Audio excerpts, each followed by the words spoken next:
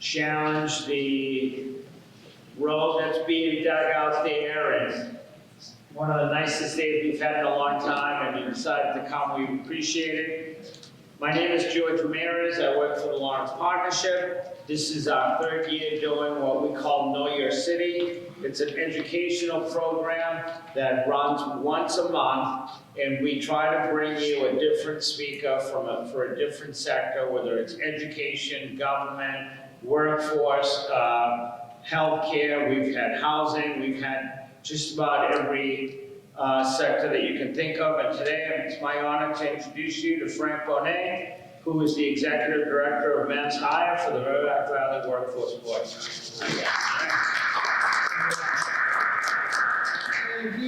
First of all, happy International Women's Month to everyone. It's one of my favorite months. My daughter was born on March 8th, which is International Women's Day. So it's always one of my favorite months. However, it's always a crazy month because not only is it March Madness in basketball, but it's March Madness at work. A lot of projects and a lot of work. So I'm hoping that you guys are having fun at home with all those projects. I know I am. It keeps me busy. I want to thank you for tuning in and being here present. Like George says, my name is Frank Bonet. I'm the Executive Director of Mass Hire Merrimack Valley Workforce Board. Today we'll be talking about pathways to career success. Now I know other departments have been here to talk about their departments and they feel that it's important, but I think this is one of the more important departments. It's not even a department, it's a board. And so I'm going to talk about the board a little bit. I'm going to introduce some of my colleagues. I've brought some professionals with me that will talk about programs. But this is really important because these are where you can find information that will provide you career-changing opportunities and generational changes to people or to your sons, your grandkids, or daughters that are looking for work that is meaningful and that provides a living wage, right? Because everyone has jobs, or most people have jobs, and it pays $20 an hour, but that's not living wage here in Massachusetts with the way the prices is. So we're hoping to get people into a career path that leads to great paying jobs, but a job that you also love, not just a job that you need because you have bills to pay. So let me change the slide. With me today, I brought several colleagues. I brought Yvette Garcia. Yvette Garcia is a youth specialist, youth workforce specialist for the Workforce Board. And I also have Zach Patno, and he is a youth specialist, also a youth employment counselor with the Valley Works Career Center. The Mass Hire Merrimack Valley Career Center. Now, let me explain what the board does, because that way you get an idea of what the board responsibilities and definition is, and then what the career center's opportunities and responsibilities are. So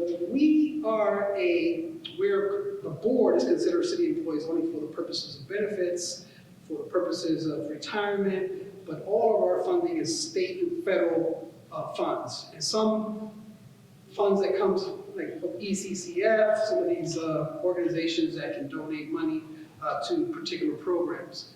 None of our money is local funded, so we're not on the city's budget, but we do carry a budget. We have a fiscal director that has money for it. Our responsibilities are this. We provide services to 15 cities and towns in the Merrimack Valley. Under the Workforce Innovation Opportunity Act, which is where most of our funds come in from the federal government, the rule is that the Workforce Board has to be located in the biggest city of that region. For this region is Merrimack Valley. For my colleagues in Lowell, it's actually in Lowell, but they do the greater Lowell area. And the same thing for the North Shore, the bigger city in the North Shore, Salem. So that's where the Workforce Board is. Now the Career Center can be anywhere. The board's responsibility is that it has to be a board appointed by the CEO or mayor of the largest town, which is Lawrence in this case. And 51% of those board members must be business owners, small and medium business owners. The rest is composed by educational institutions, higher ed, adult learning centers, nonprofit organizations, and some members of the economic or community development departments of cities and towns. And then the mayors are ex officials. As they come and go, they're part of this. They're non-voting members, but they're part of this. And so the board's responsibility is twofold.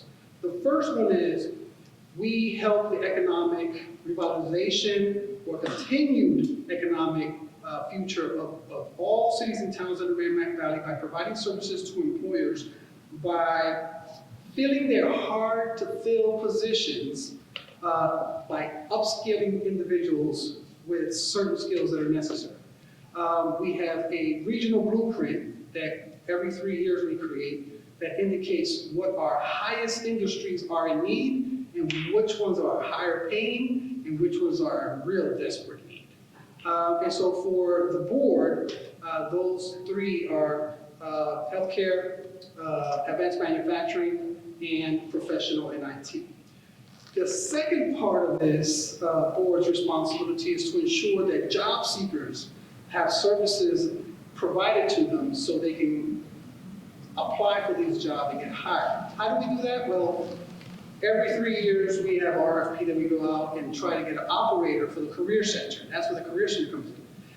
They're not employees of the Workforce Board. We don't tell them how to operate their business.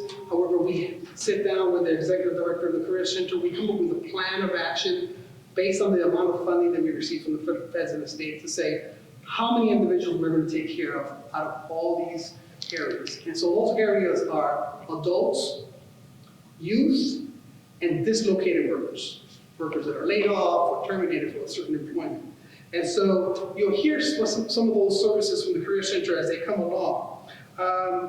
The board members vote on our budget. They vote on their own membership as well. Once they vote on their membership, it goes to the CEO, the mayor approves. We currently have 3 new members that came in, Hodridge Brothers, Life Care Ambulance, and the Director of Economic Development for the City of Lawrence, which is a perfect fit. So we're hoping to get more. We can always have more members. The board members, if you want to apply, will require a resume for you to be part of that. And you get to make a decision and a plan of action for the whole entire Merrimack Valley for its future workforce development. Here. So that's what we just talked about the mass hire. So today we're going to be talking about youth work employment programs, and Yvette is going to touch up on that. She's going to also talk about connecting activities and also workforce board programs. And then when we get to the WIOA group, and the WIOA's Workforce Innovation Opportunity Act, those are funds for the federal government, there's 2 programs there. There's a group program and an individual training program. So we'll split that between Yvette and Zach. And then I'll talk about healthcare hubs, and behavioral healthcare hubs is included in there, and also about the Northeast American Manufacturing Consortium, which we are a board member and founder of that nonprofit, and they do all of our advanced manufacturing. So with that, I am going to pass it on to Yvette, and she's going to talk more about these programs that the Workforce Board has in-house. All right, thank you, Frank. All right, so as Frank mentioned, my name is Yvette. Thank you. I'm a youth service specialist with the Workforce Board, and so a lot of the programs that I assist with are youth-focused. And the first one I'm going to be talking about is the YouthWorks Employment Program. So YouthWorks is a state-funded youth employment program that helps teens and young adults develop skills and experiences needed to find and keep jobs, right? And so this money comes from the Department of Labor, and that comes through Commonwealth Corporation, and then the workforce boards or career centers then facilitate that out into various programs within the city. And so with YouthWorks, we basically partner with public, private, and nonprofit employers to provide youth with either summer or year-round jobs, right? And these jobs can vary between working at Groundwork Lawrence as a green team member, working at YDO as a counselor, working at YMCA as a camp counselor. We've had students working maintenance at Lawrence High School. We've had students also working for Methuen Housing, Andover Housing, Lawrence Housing Authorities. And so the goal really is to connect young people to jobs and then to connect them with professional development experiences so that they can grow professionally. Typically you have to be between ages of 14 to 25, and then we have specific tiers depending on your age. So if you're 14 or 15, you're really going through a project learning experience, right, where you're learning about something like financial literacy, and you're taking a class on that this summer, and you're getting paid via a stipend. And then we have the work experiences for the older adults and teens, and that's just, workforce labor experience, right? Working at a pizza shop in Maddow, or Mary Immaculate, we've had kids there as well. And so they earn up to $18.75 an hour, depending on their age. They can work between 25, 30 hours a week in the summer, and the year round is a little less because, students are in school. And then you also have to meet income eligibility in order to qualify for this program. And so that's a bit about YouthWorks. We do provide incentives to students if they complete like summer employment experiences. We have something called Signal Success, which is like an online self-paced module system where they will take like lessons and watch videos on professional development, and they get an additional incentive for doing that. So if I'm a kid and I was told, oh, you have to do 15 modules, I can earn an extra $200 apart from what I'm already earning working, and an additional $75 just for having completed that. And so for a kid, it's a great opportunity because it's like you're getting work experience, you're out there, you're not sitting at home, you're learning about all these professional development skills, and that's what we want, right? We want them out in the workforce. For an employer, it's beneficial for you because you have the opportunity to then mentor and guide a young person. You have the opportunity to build a young person's work ethic. And so we're always looking for employer partners who are interested in hosting a student. There's no catch. All you have to do is basically sign up to be a partner. That student becomes a City of Lawrence employee, and so we are then responsible then for mass hire, right? There's no liability on the company. They become a City of Lawrence employee, and again, our hope is that employers would be able to host them and guide them and mentor them. So that's kind of like YouthWorks. And then I'll talk about Connecting Activities. Connecting Activities is basically an in-school support that youth service specialists provide to various high schools in the Merrimack Valley. So those 15 cities and towns that you see, we go into those high schools that are interested in those services, and we come alongside those students, either one-on-one, or we do group workshops around resume building, around how to build your personal brand, around how to pitch yourself to an employer. So we do everything from workshops to coordinating panels to coordinating field trips. So let's say if a class wants to go to Magellan Aerospace in April and they want to learn about how to build aircraft parts, right? And so I have a field trip with Arntide tomorrow, right, to take those students to experience that opportunity. And so the goal with that is to expose them to the world of work, right? To colleges, to trades, just being able to kind of like show them, right? There are options other than college, right? We have trade options, we have gap year experiences, right? And so with Connecting Activities, it's in-school support, and those are directly coordinated with schools and counselors within the Merrimack Valley. So that's Connecting Activities. We ask you questions during or after? Yeah, maybe after. Okay. All right, and then we have youth group programs. And so we're gonna have Frank come up and share a bit about that.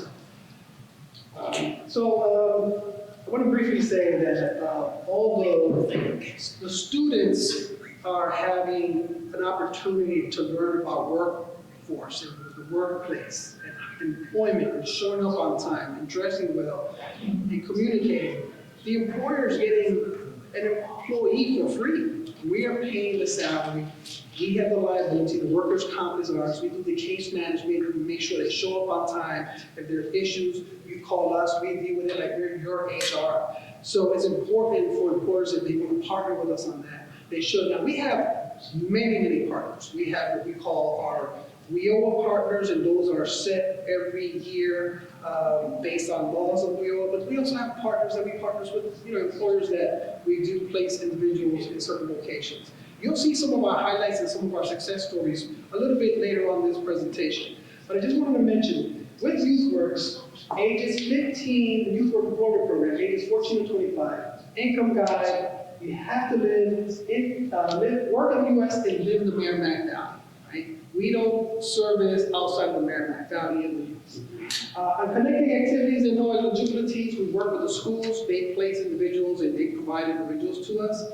Usually we get good students, we really do get. I think one time we only had some issues associated with some disabilities, mental disability, but we dealt with it. Sometimes you can't place someone in a particular location. Somebody's scared to work in the cemetery. It must be too many movies or something. So we go ahead and try to place them elsewhere. So let's talk about the WIOA youth. We have two. I'm gonna talk about the group WIOA, and then I'll let Zach jump in and talk about the individual training. So, the federal government provides funding. I feel like I'm in Puerto Rico. Lights went out. Let me know when I'll resume. Intermission?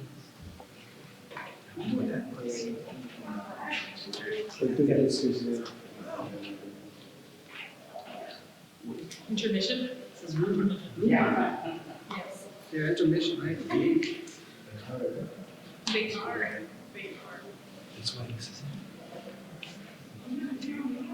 Maybe they got too deep out there and hit something. Oh, yeah, actually, that's what they were working on there, yeah. You know what, you guys, there's no light posts around here, everything is underground. Just imagine if it was And you lights. know when you reset and then, as we turn it back on? We're good, we're so long. He's gone. Oh, Yes. Oh, boy. yeah, She's still recording and stuff. okay, so anyway, honestly, you might be on battery. So, there's two types of WIOA programs. One is called Group WIOA, and the other one is called ITAs, Individual Training. The difference between both of them is if our training providers are going to train someone in the ITA part, they have to be approved by the state. And there's a long process to go through. You have to apply to the state, provide curriculum, provide certain documentations that the state wants, and then they'll approve you and put you on a training provider list that an individual that walks into a career center can choose from based on the industry or the occupation that they are interested in. The group is very different. We have that one in-house on the board. We go out, we have a budgeted amount that we do every year, and we go off of RFPs, request for proposals, for individuals that would like to train a group of individuals at the same time. Now, we consider a group 3 or 4 or more. One is an individual account, then you have to go to the career center or tournament. So here's where what happens is you don't need to be approved as a training provider by the state to apply for RFP. But we do approve the curriculum in-house and the whole entire program. We make sure that it's a legit training event. Both in the ITA and the group, one thing has to happen. Your training needs to take an individual into a license or a certification. And I explain. License, we pay for individual training accounts with New England Tractor Trailers. We pay up to $7,000. I think the cost is about $9,000, but the individual has to pay the other portion. Sometimes it's waived depending on income by New England Tractor Trailer. They go through this intensive weeks of training on how to get their commercial driver's license.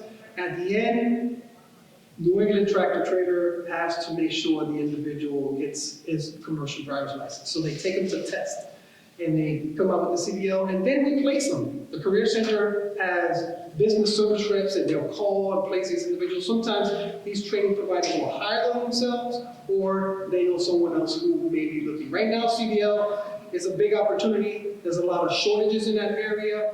Everyone is competing for it, including school buses, Viva, long-haul transportation across the nation. Everyone is paying full bonuses, and the benefits are good. And so the other one is certifications. And if you're a training provider for a group or ITA, I need a certification. If you're teaching Microsoft CC Plus or something like that, you have to provide a certification that we can use to then assist this individual into a job. So that's the difference between a group and an ITA. We currently have an RFP that just went out 3 days ago. So we're looking for any training provider that wants to take a group and train them. Now the board at one point, up to about last year, had a series of occupations that they would not allow individuals to go in, or they wouldn't pay for it, let's put it that way. We provided some statistics, we provided our opinion from the staff, and the board took a vote to open it up to all industries and occupations. And I'll tell you what, most of these are income driven, right? So in the Merrimack Valley, the top 3 cities are Lawrence, Haverhill, Methuen, where the most income driven individuals are. But you also have other individuals in the city that may be income eligible. So what happens is that these funds only go to them. And what we do is we opened it up to occupations that are in the same city. So what we were getting were a lot of individuals that wanted to become hair technicians, nail technicians, barbers. All three of those require a license by the state of Massachusetts. But the board wasn't allowing those because they thought that's not an occupation that leads to a career path, that opens up opportunities for advancement and promotion. But nowadays, we just want to get individuals in the workplace, right? Get them to work. Lawrence has the highest unemployment rate of any city and town in Massachusetts. Actually, it just went down in January. We're still waiting for the February, it won't come until the end of March. But in December it was 7.4, January 6.7. We had it at one point at 4.9. So we're doing good, better than yesteryears when we had double digits, and better than COVID when we were almost at 22%. So we just want to get people to work. In January, we've had the highest amount of labor rate participation in this city in the last 15 years. In the last 15 years, the labor rate participations are able-bodied individuals that are able to work, right? Now, we're not talking about seniors who are retired, living in assisted living or independent living. We're not talking about students in school. We're not talking about individuals who may be too disabled and they can't work. We're talking about individuals that could work. So it's always hovered around 33,000 to 35, maybe 36. In January, it's 40,000. Now, when we looked at the numbers, we found that these numbers do not reflect that those that were unemployed are now employed. What it reflected was that a huge population is moving into Lawrence, which is exacerbating transportation, housing, and all that other stuff. So we've opened up the occupations for everything, and so we're allowing individuals to train. We went ahead and signed a contract. There's a training provider right here in Lawrence that provides training for nail tech, hair salons. And it's great because the nearest one to here, before that was put on the books on the list this year, is in Woburn. And so 3 barriers that we face here in Lawrence are transportation, language, and childcare. Those 3 are barriers that lead to not getting a job and things like that. So it's great that they can train here in the city and not have to follow. Hi, pardon me, I'm sorry to interrupt. So because of the power outage, we're trying to figure out what's going on. I have to have everybody go down and wait in the lobby until we figure it out. And if we need to reschedule, we can, but hopefully we'll be able to come back up soon. Okay. So Frank, what I was gonna suggest is maybe you ought to just say a couple of words and close it out, and that way everybody can go, and then we'll do this again But next do this week. again, so we just close it out next time and we'll talk about. Yeah, just say a couple of minutes and a couple of things and. Yeah, we'll talk about healthcare hubs and the NAGC apprenticeships, which is advanced manufacturing, which is one of our blueprints. But I would like to thank you for being present, and we'll continue this later on. Thank you. Yeah, thank you. Have a good night, folks. I don't think we'll be coming back, but we'll be back next month with another event.